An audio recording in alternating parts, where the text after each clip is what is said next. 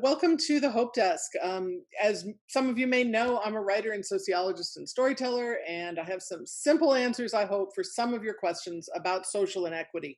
And my internet connection has been a little bit sketchy today, so I'm like in the house and using the funny background there. Oh, look, if I motion, you can sort of see into my house.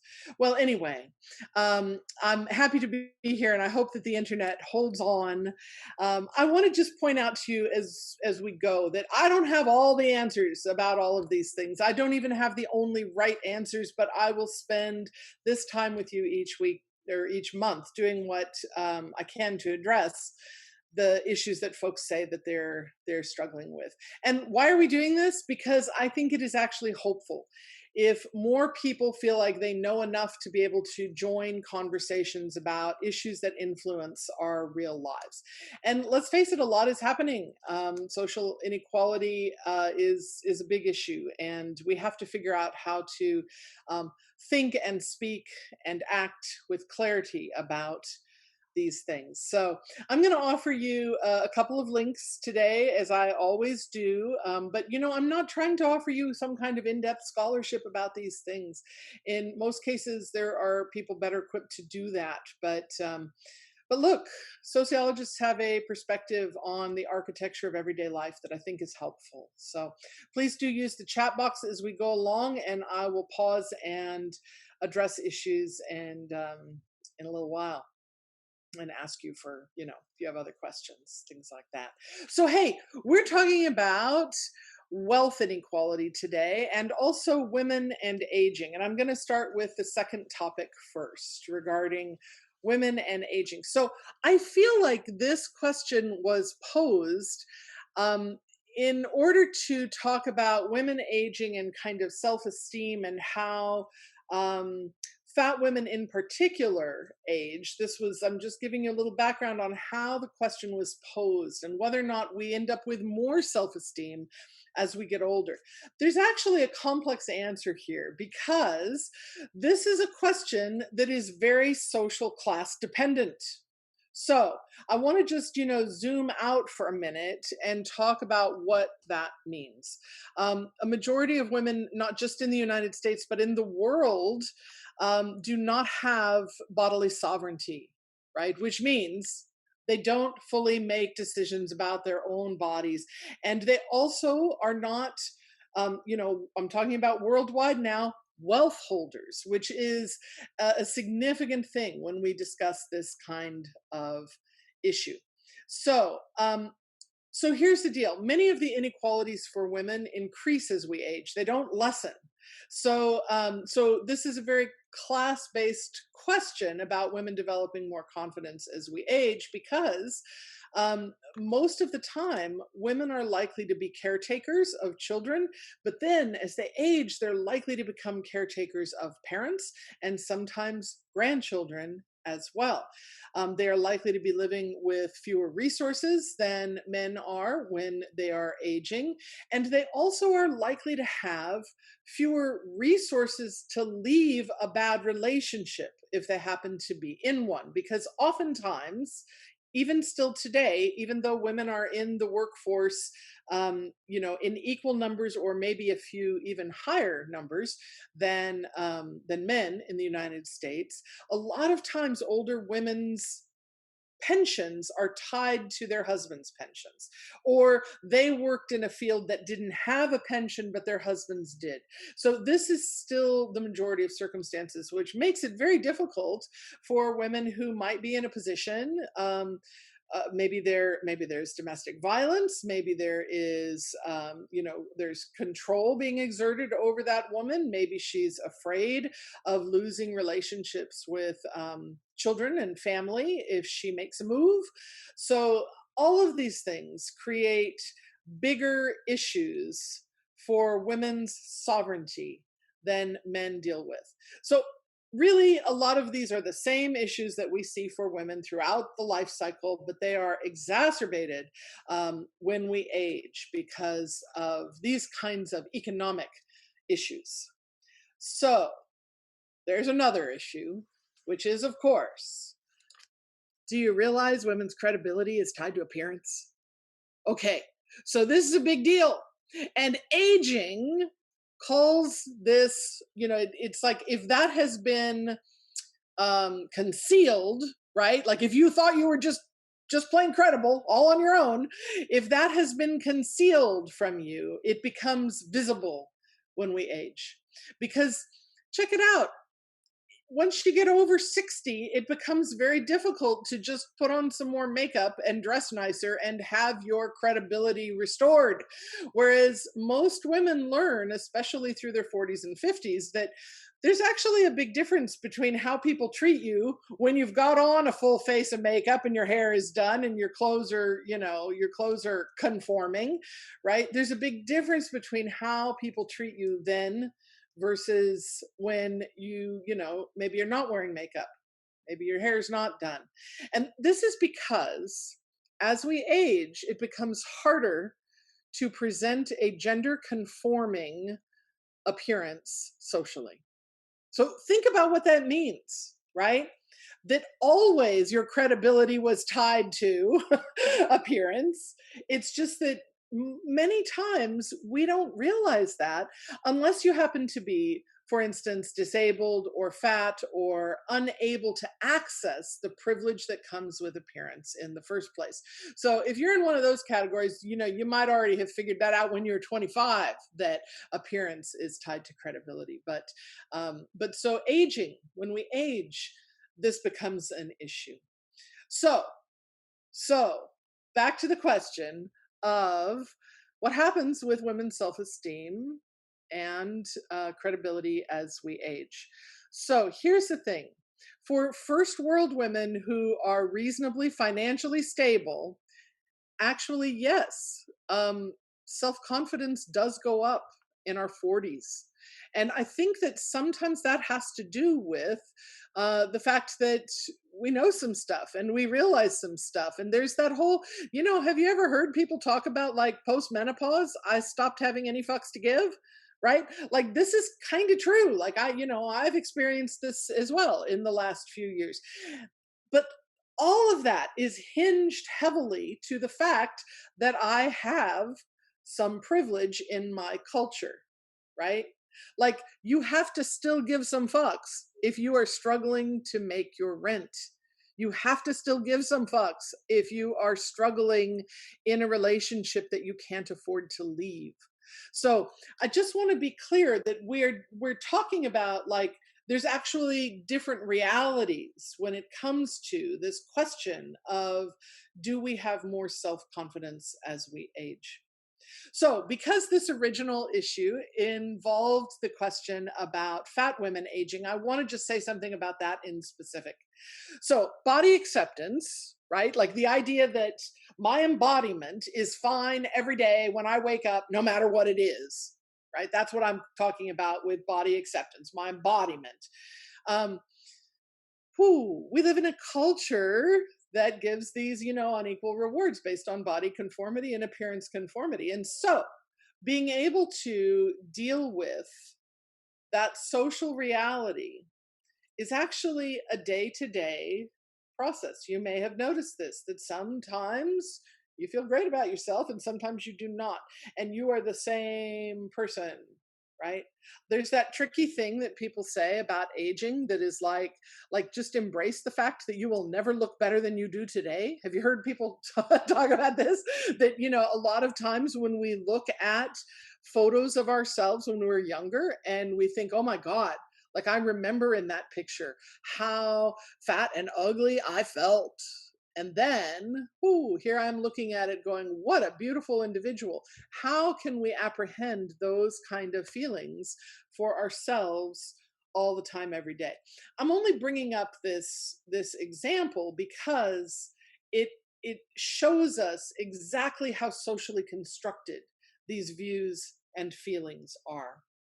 So, um, is it possible to have greater confidence as we age? It absolutely is possible. And I think that all of this is one of the things, I keep talking about how practice is important. And this is one of the things that we can practice.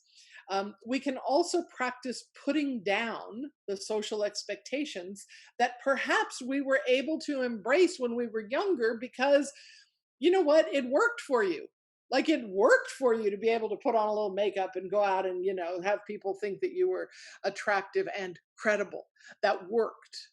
But if we can help let go of those expectations, not just, accept that we no longer get that privilege, but actually let go of the expectations themselves, we might be in better shape.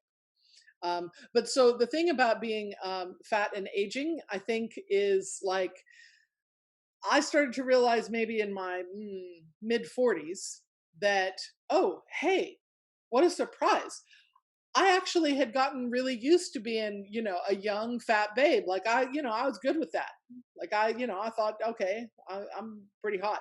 And then all of a sudden, oh, wait, the skin is moving and things are, not behaving in the same kind of way. And I looked at myself one day and I thought, oh, I actually need to practice again these feelings of body acceptance because this is a different body than I had 20 years ago.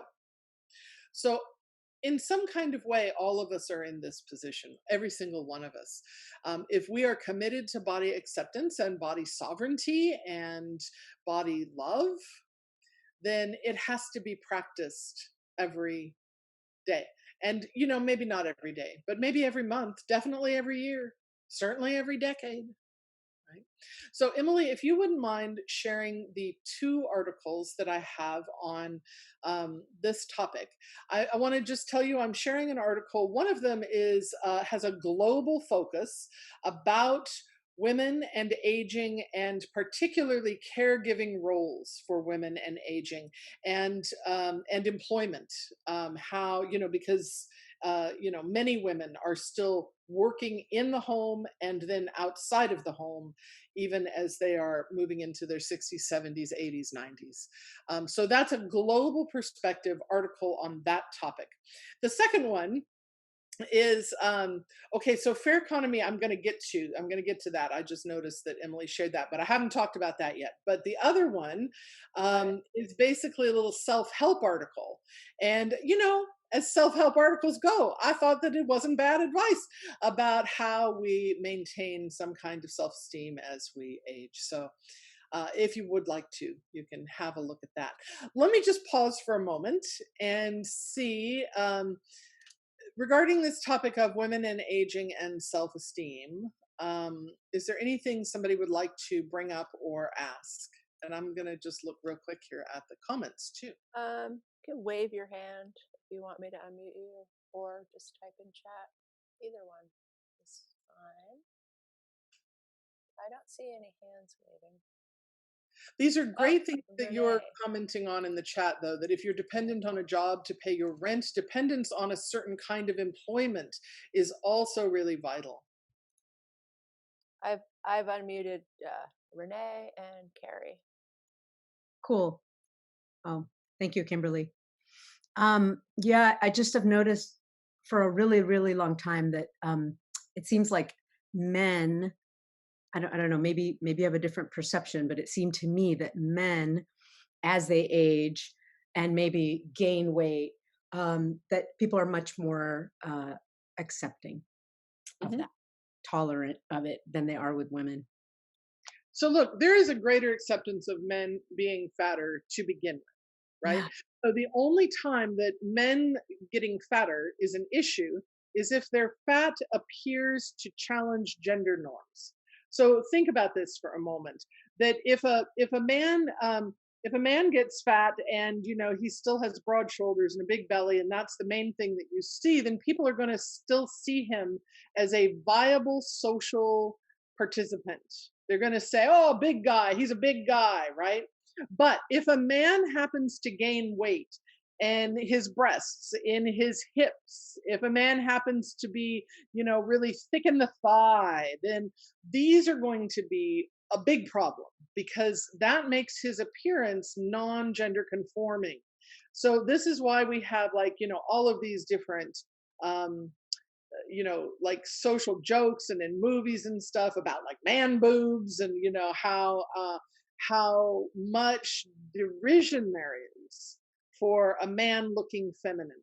So these things, when a man gets fat, are kind of tantamount to suddenly he started wearing a dress around, and that was somehow his choice, and so he deserves that derision.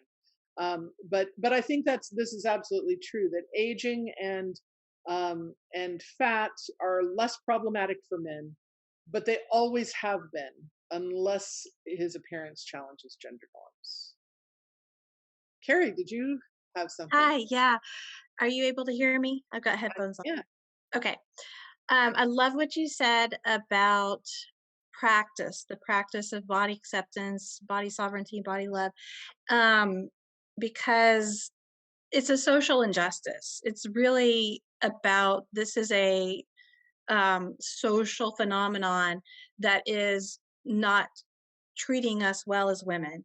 And how can we be good to ourselves in the face of that? How can we relate to that social injustice and still hold equanimity in good times and bad? When it was good when we were younger, we could treat ourselves well, and then as we're aging and becoming fatter, how can we um, treat ourselves just as well in this face of social injustice?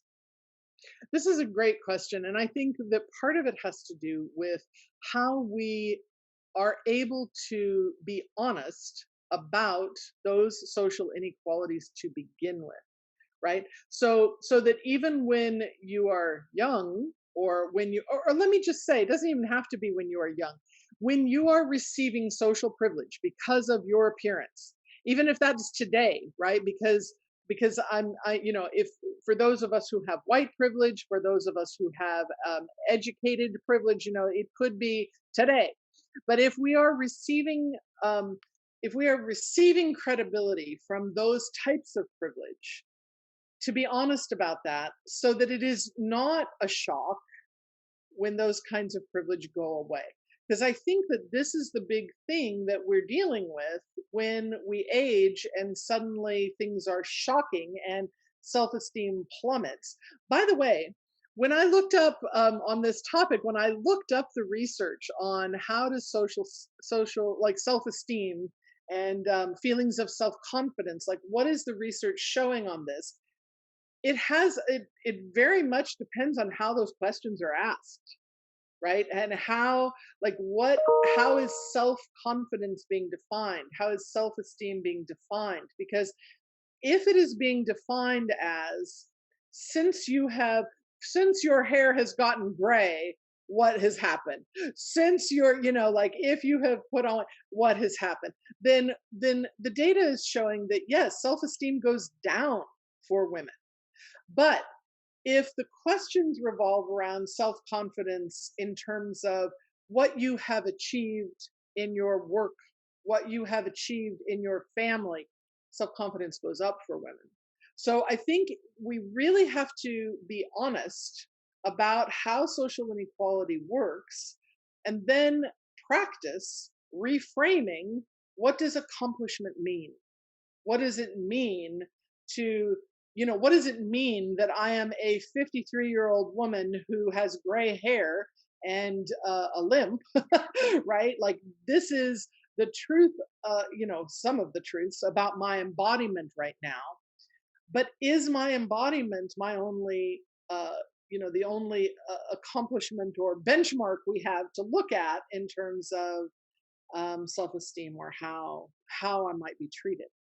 Because in addition to those things, I have amassed a certain amount of knowledge about, my professional work, my, the writing that I do. God willing, right? God willing, my writing is getting better with each book that comes out. I mean, that's ideally how we want that to work.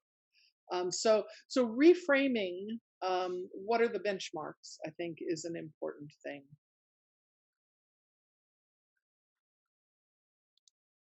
I see you, Justine. Okay. Ah, there I am. Hi, thank you. Yeah, I just wanted to share something around that. I'm working in the intersection of being fat, partially disabled, and 54 years old. and gray hair and, getting towards old. Um, and I was really resistant for a while to using a cane. My knees are in pretty bad shape. And so I just can't stand for very long or walk very much. And so I had a cane, but there's just, in our society, right, using a cane singles you out as old slash disabled. And neither of those are considered attractive. And so I was coming up against my own internal struggle with that. But I finally just was able to make the shift, when I realized it really does help me walk better, just having something to steady me, like, it's really valuable. And then I decided I just needed to shift my perception of it, because I'm also a tall woman. I'm 6'1". And so I thought, you know what? I'm a big person. I'm a big presence. And I am just going to embrace that, like, yes, here I am, this big, fat, getting old woman walking around with a cane. And, I'm just going to do my best to embrace that. So, yeah, it's been empowering to That's a see it that way. beautiful reframe, right? Thank And yeah, and also accepting size, right? Whether it's height or whether it's, I mean, I'm not quite as tall as you, but I'm taller than most women, right? I was looking at a photograph recently of, and going like, God, it's like a group of 18 people, and I am the tallest person in that group. And I think that sometimes we don't conceptualize these relational differences. We only think about, oh, there's something wrong with how much space I take up, right? But to actually go like, oh, I am a larger person than many of these other folks. And of course I need more space. Of course I do, right? That tendency to shrink into the back of a photograph, or to not use the cane that would help you get around, because using a cane really does increase your profile.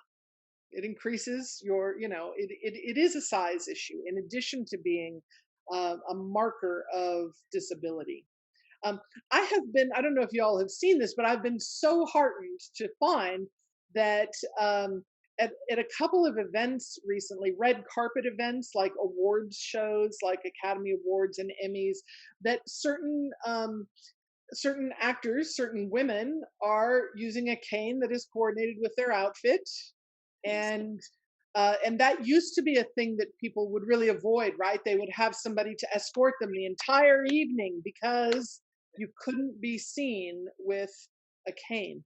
So I'm hoping that we're going to start seeing,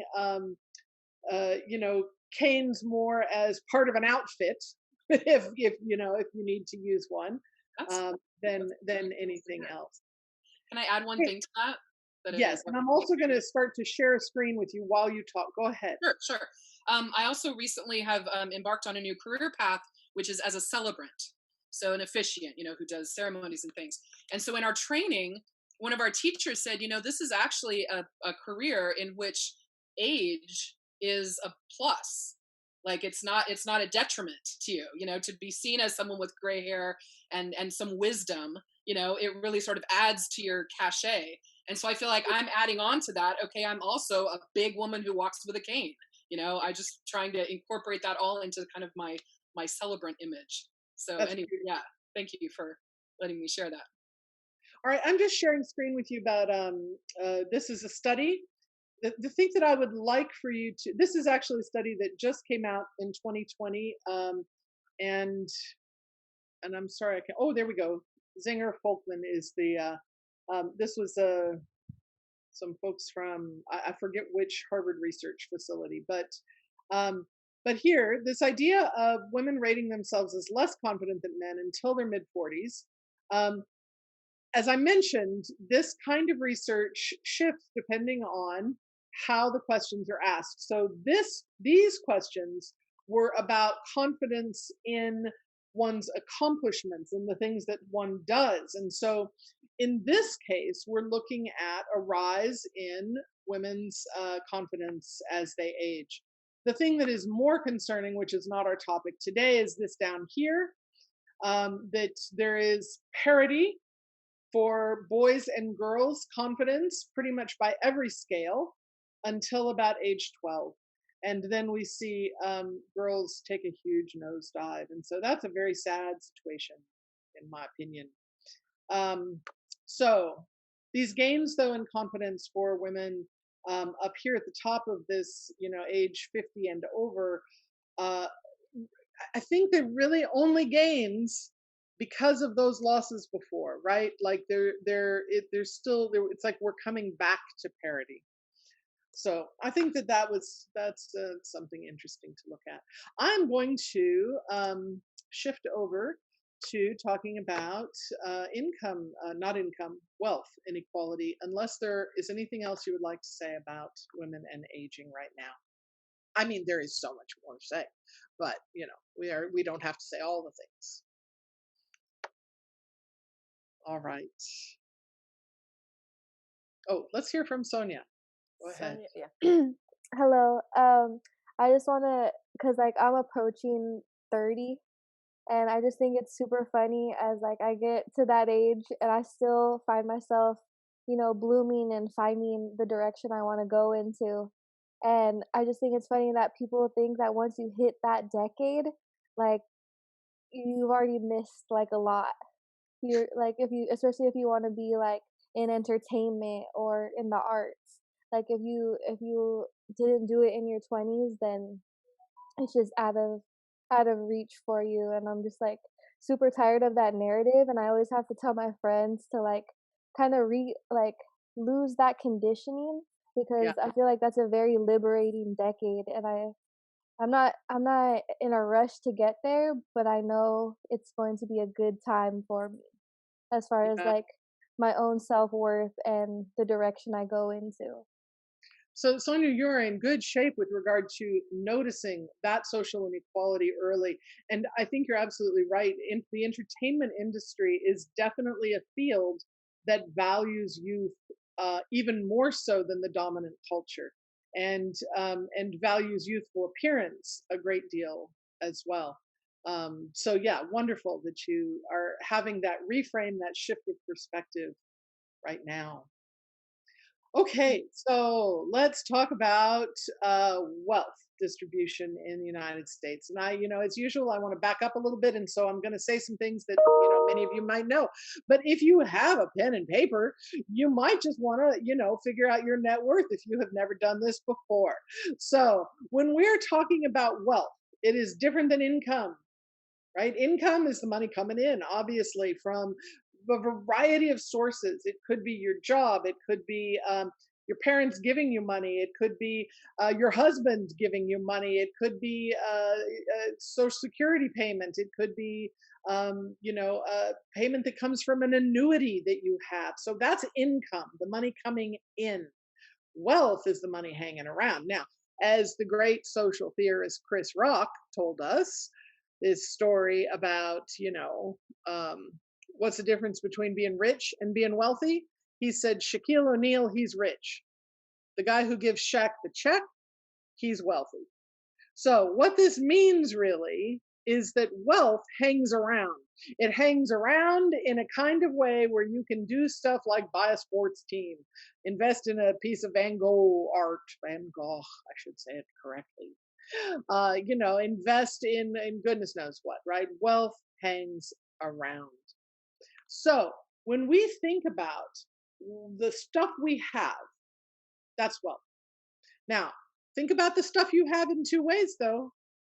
Think about the stuff you have that will increase in value and the stuff you have that will decrease in value the longer you have it. So, wealth that appreciates in value is stuff like your house. Now, it could go down in value, it could, but chances are, statistically, over time, it goes up in value. Yeah.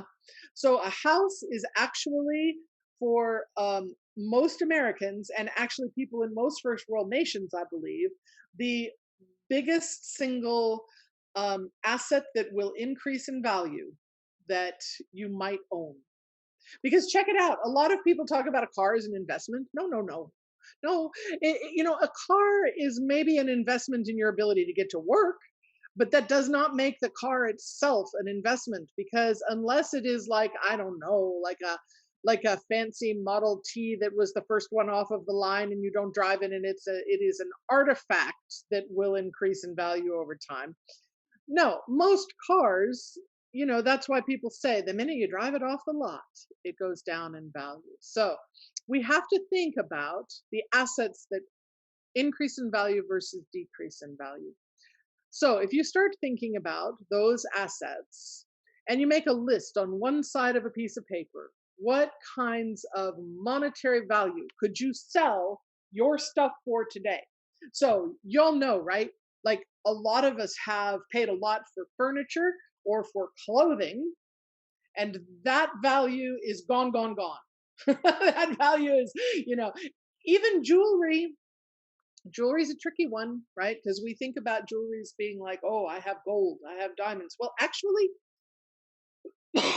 when you resell it, it's only worth the value of the gold itself, usually, or the value of the diamond. So those are also assets that depreciate rather than appreciate in value. This is an important distinction because for people who build wealth, there is a concerted effort generally to think in terms of acquiring assets that increase in value. Now, you also might realize that for people who don't have a lot of money, it is impossible to acquire assets that appreciate in value. It is not a matter of you made a bad choice. It is not possible to have those things, right? Because your income doesn't get high enough to allow you to acquire things that appreciate in value. So this is a tricky thing, and it's how income and wealth intersect. But so if you've got your list down one side of the page of how much, just figure out like how much would you make if you sold your house today? How much would you make if you took everything in your closet and sold it? Maybe a couple $100 actually, if you have designer clothes, maybe zip if you don't, right? Your computer equipment, if you sold it today, your car, if you sold it today, anything you own goes in the assets column. Now, we have a debt column too, don't we? So in that debt column, you place any money you owe. So for instance, if you bought a house for $100,000, but the mortgage on it is $90,000 that you're, paying off, then actually what's left is $10,000, right? That's your actual net that you're going to bring in if you sold that stuff today. So I just want to point out that we're not talking about your self-worth. Your net worth is not your self-worth. We're not talking about that, but a lot of times in our culture, people behave as if those are equivalent. And, we live in a culture that I mean, if I had some more time, I could certainly make the argument for you that we hate the poor, that we dislike people who have not attained a certain level of income or wealth. And that is a real problem. That is a real problem. So this is not your self-worth. This is your net worth. And if you came up with a negative number when you made those calculations, you're in good company. Nearly 20% of Americans have a negative net worth. And that number actually might be higher today because that's pre-COVID data, right? So I don't actually know post 2020 what the info is on negative net worth, but it was close to 20%. So because chances are you also have some debt that you couldn't sell stuff to ameliorate, right? You have debt like student loan debt, for instance. There's not a thing you can sell to try and recoup that money. Of course the idea is that your income was supposed to rise in order to pay that back, but we know for a lot of reasons this doesn't always happen. Okay, so this is important to understand. 1/5 of Americans close to have a negative net worth. And when we think about wealth distribution in the United States, we often lately are talking about the 1%. And I want to tell you, yay, Occupy Wall Street movement, because we were not talking about the 1% nearly as often as we should have been before that. And I think we still are not talking enough about it. But let's not think about the 1% for a moment. Let's just think about everybody else. And I'm going to share screen here and show you a little video. I happen to do a if we were meeting in person, a lecture called Gender, Race, and Money that is about some of these issues. And we're going to watch just a little clip from that lecture because I think it's a nice graphic representation of oh, let me see now. How can I do this successfully? It's a nice graphic representation of I don't know. All right, let's talk about. Can everyone see my screen that says let's Yeah, talk looks about great. distribution? It looks Well, great. Distribution of wealth. May I have 10 people come forth and take these 10 chairs? And would you just do this quickly, like get the urge and spring out of your chair and run it up here. And when these 10 chairs are filled, oh look, there's some people springing. Come on, be part of the group. When the 10 chairs are filled, we'll have enough. Okay, so what we have here is a graphic representation where every chair represents 10% of American wealth. Every human represents 10% of the American population. Now, is this a distribution that is correct for American life? No. This is not a distribution that is correct for any nation on the planet. So everybody stand up and just stand in front of your chairs. So, what we do have in the United States is a situation where close to 75% of the wealth is owned by 10% of the population. So we're going to let you represent that 10%, and then the rest of you just start to move on down. This is what the wealth distribution in the United States looks like right now. So who is it that you all in this predicament are most likely to be upset with as a result of this situation? Oh, no, I'm getting two answers here, right? 64 about that answer. Well, like the immediate problem that we can see right here, like I have to look over and see her, but I can see everybody around. I don't know if you all noticed, but she has a very large lawn around her house. You have to like ride and get to it. So, yes, if you can really see what's happening down here, you might get upset. Folks, this is an interesting circumstance that happens down at this end of the situation because we are most likely to be upset with whoever has their elderly done, right? Rather than the person that is not even really visible. And this is often the predicament we get in when people want to argue about who's earning $1 more per hour, right? Rather than wondering, hey, why don't any of us have enough opportunity to perform? And I would like to know, how are things down here? Oh, very comfortable. It's very nice. The chairs just stay. Yes. Do you have any feelings of, guilt or remorse about this situation? Yeah, I might be. So you're a little detached, and it's possible that, you just don't really understand what's going on. You assume they're okay, because chances are that makes you do that, right? So this is. all right. I'm going to stop sharing now because I love this graphic representation, and the other link that I shared with you for faireconomy.org, I shared with you the whole link because read anything on that site and watch any of those videos or participate in any of those trainings, and you will be greatly edified by by that. I really love Fair Economy's work, and that 10 shares activity is I use it by permission from them. It's one of their activities, and this kind of training, as you can see, that was a college campus, and that's normally where I do those kind of trainings. As you can see, it really helps people to conceptualize, right? How does wealth inequality work? So there's something that's tricky, though, that I'll mention that you didn't see in that video, and that is that actually 4 of those chairs at the top end belong to 1% of the population. So 40% of wealth in the U.S. owned by 1% of the population. So it's it's even we can't split humans, and so we do that activity with her representing 10% of the population, but that's even deceptive as well. So part of what happens there is those people down at the at the low end, do end up arguing with each other, right? And really worried about, is an immigrant going to take my job? Or is the boss trying to hire more women, and there's always only been men working here? You can start to see how social inequality is actually cemented by wealth inequality, right? That every other form of social inequality is provided some glue by wealth inequality, because wealth inequality makes us super aware of whoever has their elbow in your gut.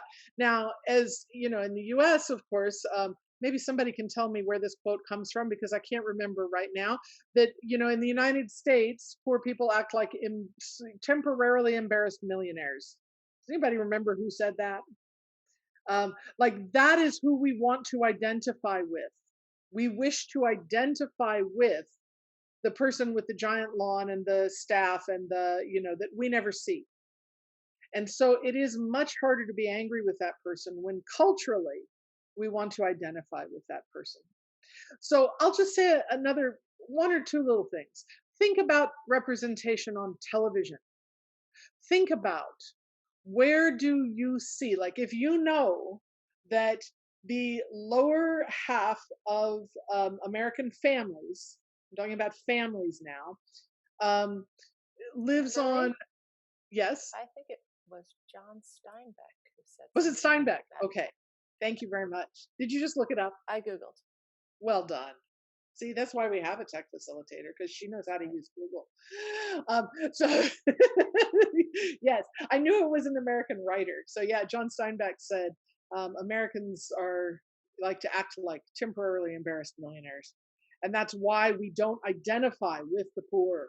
We don't identify, even if we are poor, we don't identify there. So yeah, if you think about representation on television, and you know that half of American families in the United States live on 60,000 a year or less, if you know that that's true, where do you see those families represented? Now, when I ask this question to college students or groups of people that are listening to that Gender, Race, and Money lecture, they want to come up with shows like King of Queens, like maybe you can think of some more. These cop shows, right? We want to come up with that, but actually, we want to come up with shows like Friends. That used to be one that would come up that would boggle my mind. Have you seen the square footage of that apartment in New York City that they live in? They're not living on 60,000 a year or less, right? They're not. So if we work through this, the fact is that those families are rendered invisible in our media, right? The only shows that folks can come up with are either shows like Cops, where people are being punished. They're not shows about families. Or you have to go back in time for shows like Good Times and Sanford and Son, right? Those were families being represented in that income range. We just don't see them anymore. And what that means is not that they don't exist. It means that they are not respected as viable, hardworking people. So this is the thing about wealth distribution in the US. Oh, we could talk so much more, but let's not. Let me just see if there's anything that you want to say about that. Yeah, just raise your hand and I'll invite you to unmute yourself. And by the way, I see in chat that Justine knew it was John Steinbeck. I hadn't seen that.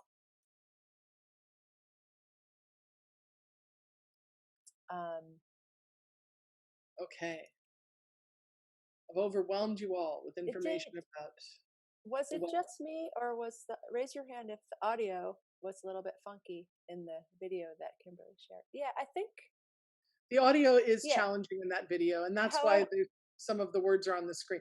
I just want to tell you, you can't get a great video from any university. Okay. I'm wondering if that was not your imagination. I'm wondering if we could make it better if when you share it, Kimberly, you click the button on the lower left that says share computer sound. No, that actually is an issue with the video. Okay, all right. In that case, tech facilitator going back on mute.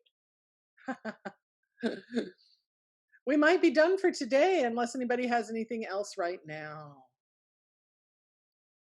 please do have a look at some of the very specific reports that United for a Fair Economy puts forth and some of the training that they have on how to talk to others about wealth inequality and what the ramifications of wealth inequality are in the United States for how we make policy.